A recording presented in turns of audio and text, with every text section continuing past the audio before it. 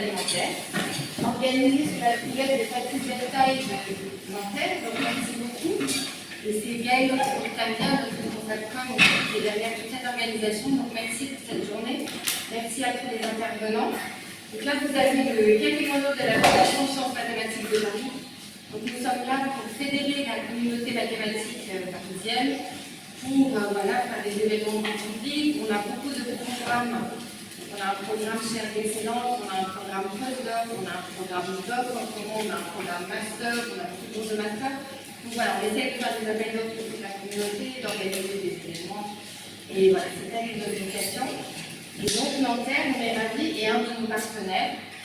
Et voilà, donc je vous souhaite une excellente journée aujourd'hui et je remercie encore une fois tous ceux qui ont participé à l'organisation.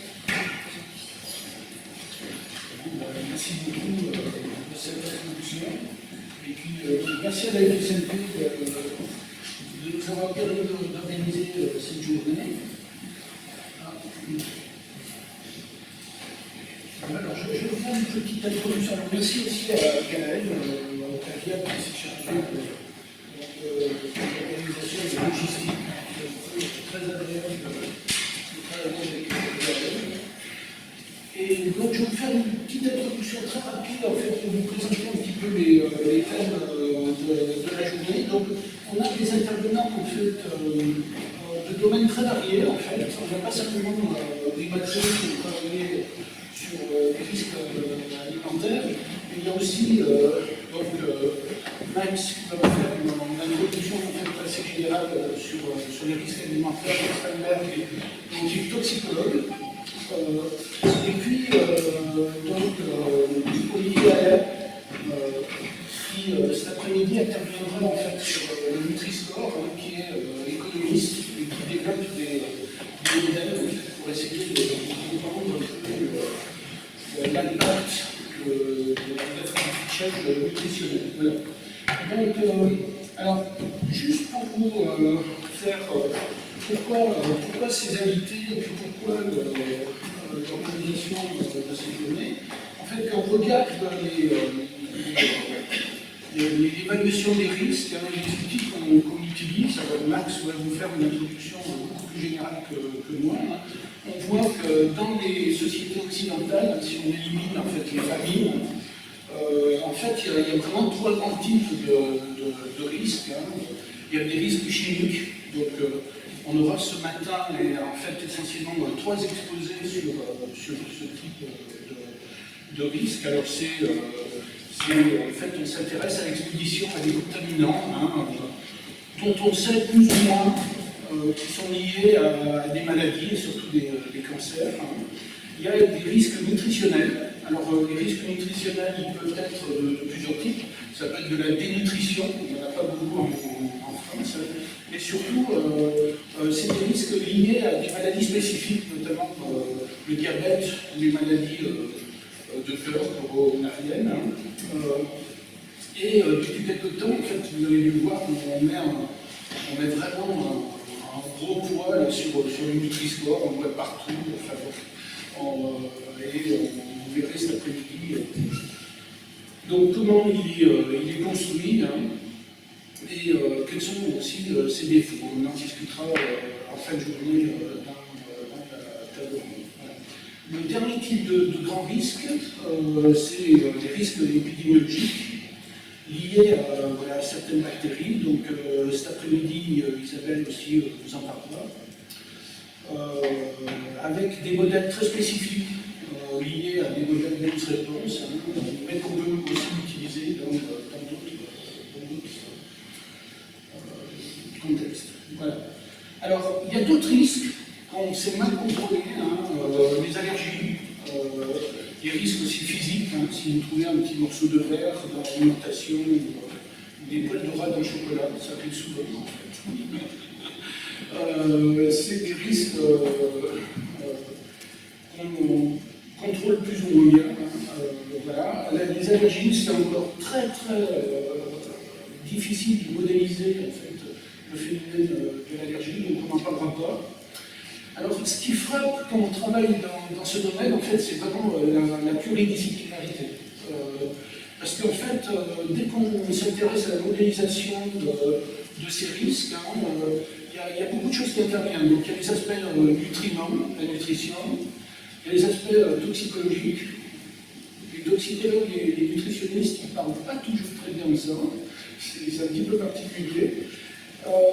Mais il y a des aspects aussi économiques et sociologiques, tout simplement, parce que l'alimentation, ça passe par la consommation. Et consommation dit prix, dit effet des taxes ou de l'information sur les consommations que le consommateur peut avoir. Et puis après, derrière, il y a toute la machinerie en fait, des statistiques et des data science, notamment comment est-ce qu'on va combiner les sources. Alors, Amélie, qui est là ce matin, nous parlera justement des aspects vraiment très multidimensionnels des données et comment est-ce qu'on peut essayer d'éliminer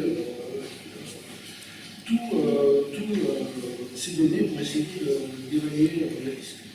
Et le dernier aspect, en fait, qui sera abordé en fin de journée par Adeline Fermagnan, en fait, se rapporte plutôt à la gestion des risques, et notamment l'optimisation de ce qu'on peut dire la chaîne d'approvisionnement. Alors il y a des aspects qui sont liés à la fois à la chaîne du froid, à la décarbonation de l'alimentation, donc plus généralement à l'optimisation finalement de cette chaîne alimentaire. Voilà. Alors on abordera en fin de journée quelque chose qui est en train d'apparaître, c'est qu'on voit qu'avec le changement climatique, il y a des risques nouveaux qui apparaissent, notamment en termes de toxicologie. Il y a des contaminants en fait, qui se concentrent de manière plus importante dans certaines plantes, notamment l'arsenic dans le riz. Et ce qui pose des problèmes dans le futur pour essayer de lutter contre ça. Voilà. Alors bon, je vais passer là-dessus parce que Max vous en parlera mieux que moi. Donc ce matin, plutôt sur des risques chimiques. En général, ce qu'on obtient, juste pour vous dire le type d'outils, quand on s'intéresse à un contaminant particulier, par exemple ici le cratoxine, ce qu'on obtient c'est des distributions. On va essayer de construire des distributions et on voit tout de suite ce qui se passe quand on a des distributions de contaminants dans une population, c'est qu'on voit apparaître des queues lourdes. On voit qu'il faut essayer de contrôler les risques qui peuvent être importants. Queues lourdes, ça veut dire valeurs extrêmes, estimation d'indice de queue, il y a toute une théorie qu'on va pouvoir utiliser dans cette théorie. Okay. Alors, Charles vous parlera plutôt de Chartillier, donc à l'université Saint-Quentin, vous parlera plutôt de modèles dynamiques. Et en fait, les modèles dynamiques qu'on utilise en risque alimentaire, ils sont très liés en fait aux modèles qu'on utilise en assurance. Alors je vous rappelle très brièvement, je vous rappelle un modèle très simple en assurance, un modèle de Kramer-Huberg. Bon, c'est un modèle où vous partez votre compagnie d'assurance a une richesse nulle et puis les assurés vont payer un certain prix, donc la richesse de la compagnie avec le temps va augmenter, et puis vous allez avoir un sinistre, donc ça va descendre, et puis ça continue à monter, etc. Alors en fait, le modèle de Kramer-Huberg, celui qui est en noir, il peut monter aussi au condo. En fait, les compagnies d'assurance en général, elles mettent une barrière, elles disent au-dessus d'un certain seuil, je ne vais réinvestir mon argent, je vais faire fructifier par exemple, pour utiliser cet argent dans autre chose. Et donc du coup, en fait, ça a tendance à plutôt renforcer les risques. J'ai touché l'écran.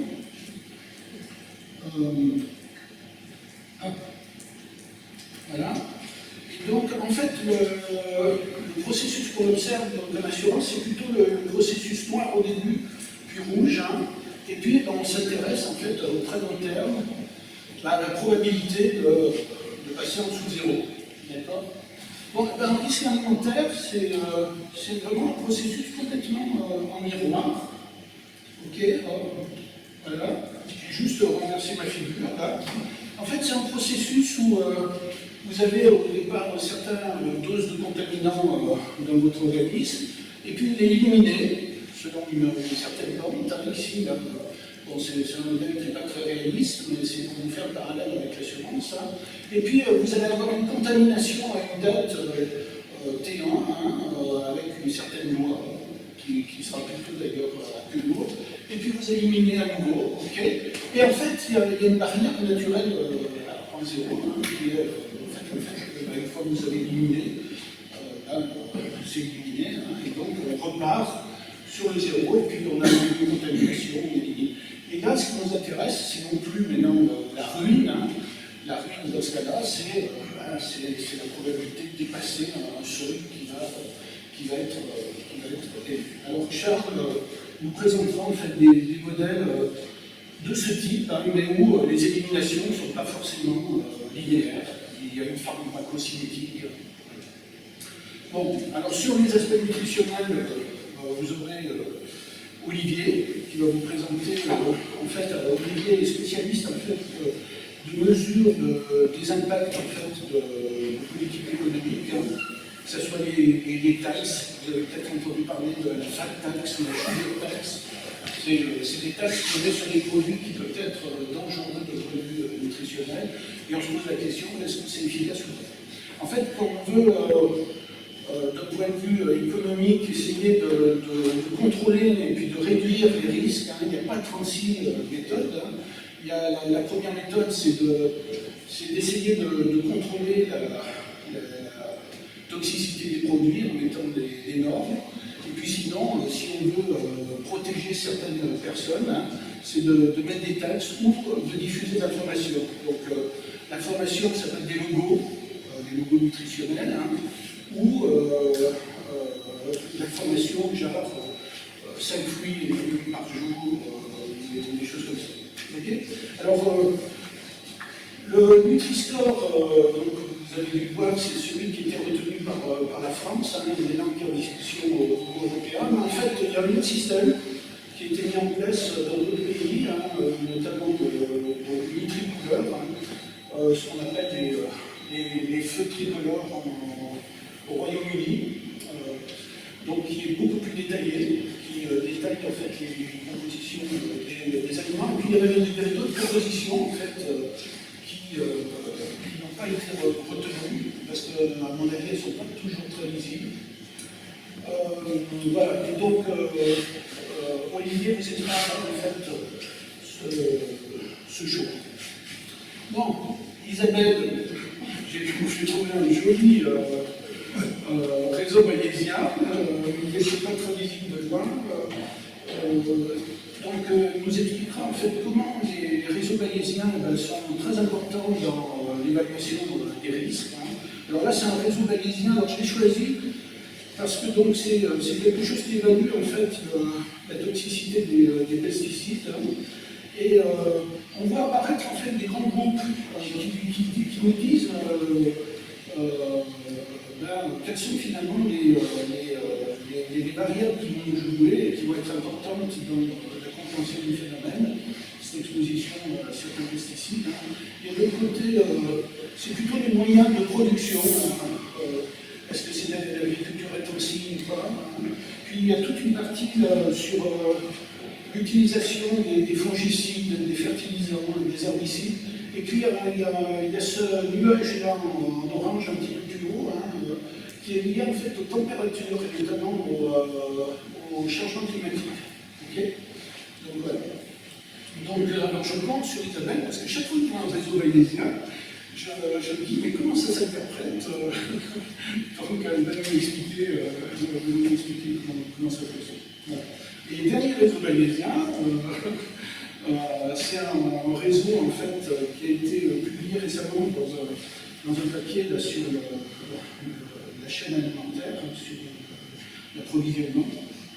Et on voit en fait que c'est vraiment un des thèmes qui est au centre de la gestion des risques, alors, à la fois pour la traçabilité des des aliments. Hein, puis c'est pas toujours évident de savoir d'où vient un produit bio. Est-ce qu'il vient d'Italie? Est-ce qu'il vient d'Allemagne? Est-ce qu'il vient de France? Parce que les produits bio en Italie, bon, ils ne sont pas si bio que ça. Quoi.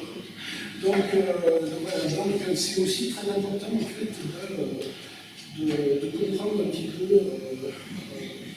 comment fonctionne cette chaîne alimentaire, donc aussi contrôler la chaîne du foie. Voilà. Alors là aussi, Ali nous montrera en fait comment les méthodes d'optimisation, mais aussi les méthodes d'apprentissage récents ont changé la manière de traiter ces produits. Voilà, donc voilà, je vais terminer